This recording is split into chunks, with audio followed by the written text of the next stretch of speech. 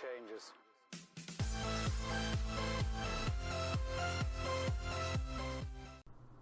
What is going on, guys? Multiplayer HD here, and I am back with another Team of the Week predictions. This time we are on to week 4, and I'll be honest before I start this week is not very good for high rated cards, so I will not be surprised if my predictions this week are maybe quite far off. I feel like EA may chuck a lot of high rated cards in there who necessarily don't really deserve it compared to the other cards I've actually got on here that deserve it. There are a few decent looking cards, you may see 3 here right now that actually look okay. But overall, in terms of high rated, the likes of Suarez's, Neymar's, the Coutinho's you had in previous weeks, the people like that, we haven't got many of them this week. But nevertheless, let's get into the predictions and we'll look at what we have and see how many I got right this week. I think I finished last week with 15 or something like right. I think it was 13 to 15 right. Not sure, I'll check on that and maybe leave it in the comments below. But first up, we have Wesley with 2 goals, 1 assist, also missed a penalty just to rub it in a little bit, but he did get man of the match in Aston Villa's win. Definite inform here, a decent looking card, would have more suited last year's FIFA with the high physicalities and the decent pace, but it's a good card nonetheless. Now we have James Milner with 1 goal, 1 assist and man of the match in Liverpool's 2-1 win over Leicester, and that was actually a top of the table battle. Who thought we'd be saying that 6 years ago? Leicester and Liverpool, top of the table battle. Next up we have Theo Hernandez. He got himself 1 goal and man of the match in AC Milan's 2-0 win over Genoa. Very nice left back. I would assume that we will see him in most of people's squads over the course of the next few weeks due to the high pace and decent physicality he actually provides. So next up we have Morishima. He got himself 2 goals and 1 assist and also picked up man of the match in Hiroshima's 6-2 win over Vissel Kobe.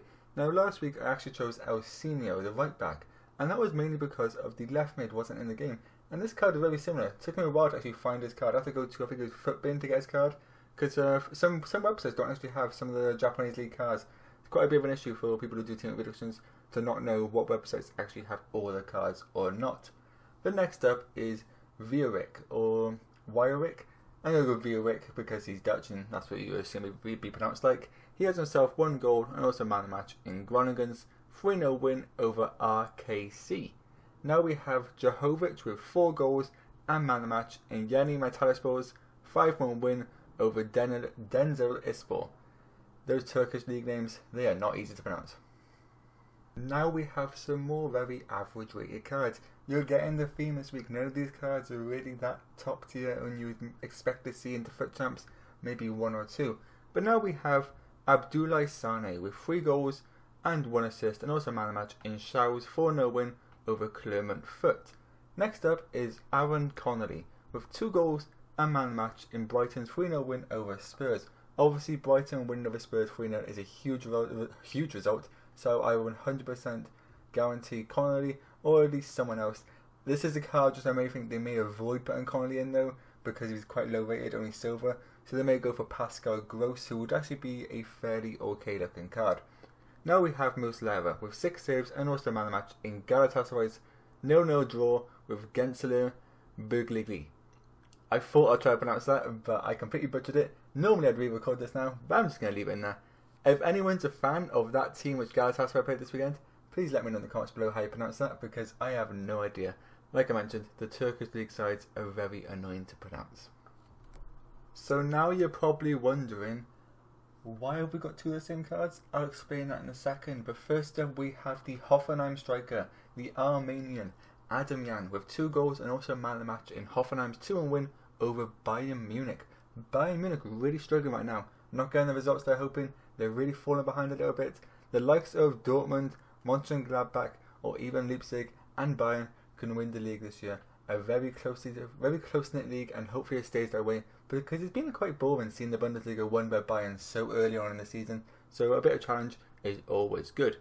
Now we have Zentfer with 6 saves and man of the match, and he also saved a penalty in the final minutes to hold the win for Mainz against Paderborn. The game was 2-1 to Mainz, and he saved the penalty in the 89th minute, which made them finish the game 2-1. Next up is Sarabia, and yes, there are 2 cards, and this is for anyone who does not understand how one to watches work. Sarabia played a 9.8 and got 1 goal, 2 assists and also man of the match in PSG's 4-0 win over Angers. He played right wing in the game. so he will get the inform card as a right winger, but he also has a one to watch card, and the one to watch card is a cam, so he will also get upgraded by his one to watch, but the one to watch will stay a cam, whereas his inform will turn into a right wing. Hopefully that makes sense. If it doesn't, please comment down below and I'll try and explain in a bit more detail if I can, but it's been pretty simple.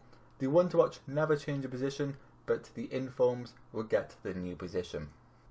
So moving on, we have Prevel, who could be one of the only informs ever in the history of foot to get a right forward inform card. It is very rare to see, you don't really see it often. There was one back in FIFA 15, so definitely a rare occurrence. But he got himself 1 goal, 2 assists, and also man of the match in Bordeaux's 3-1 win over Toulouse. Now we have Luiz.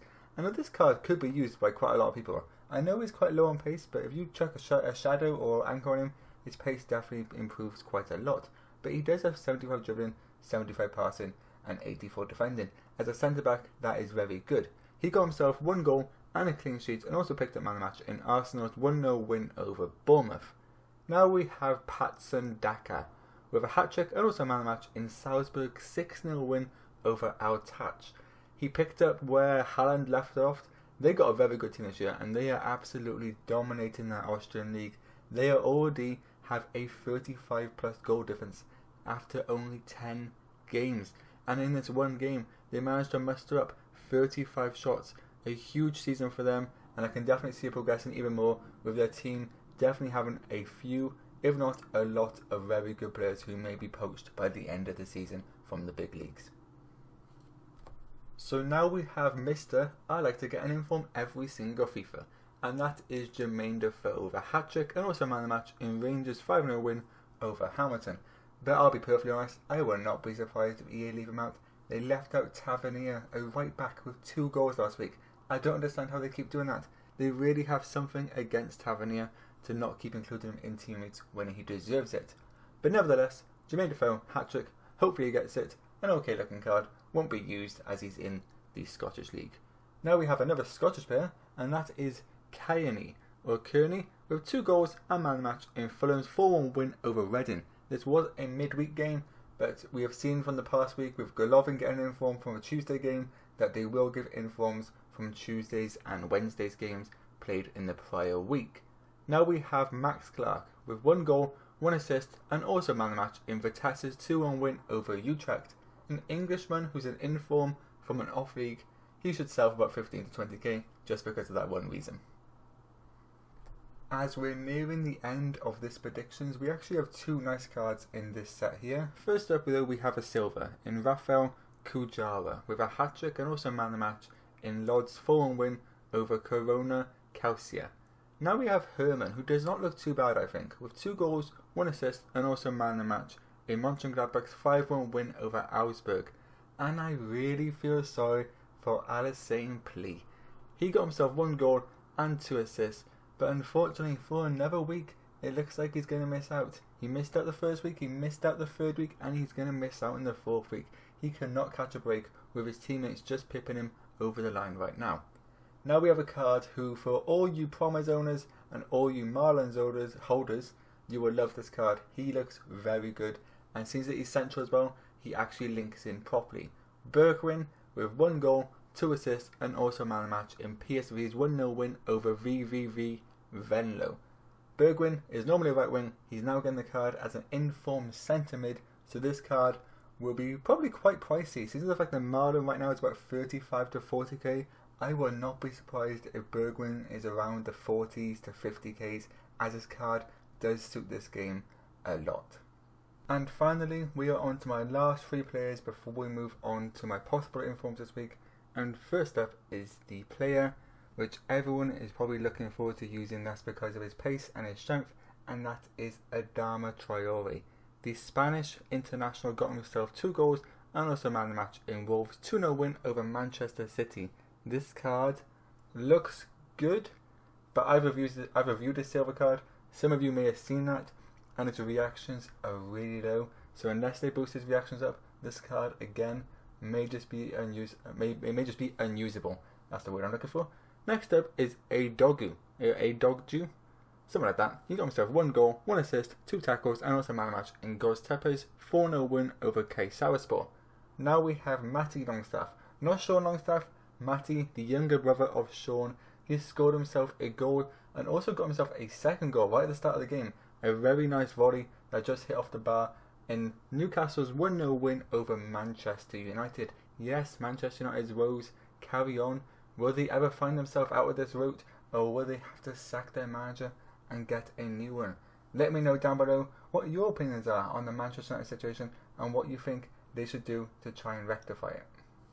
And as always, I never leave you without 5 possibles. And first up for my possibles this week, we have Marcos Alonso with 1 assist, 5 tackles, as Chelsea won the game 5-1 against Southampton. I'm not really sure why, I just have some sort of feeling in me that I feel like, yeah, he may just get it.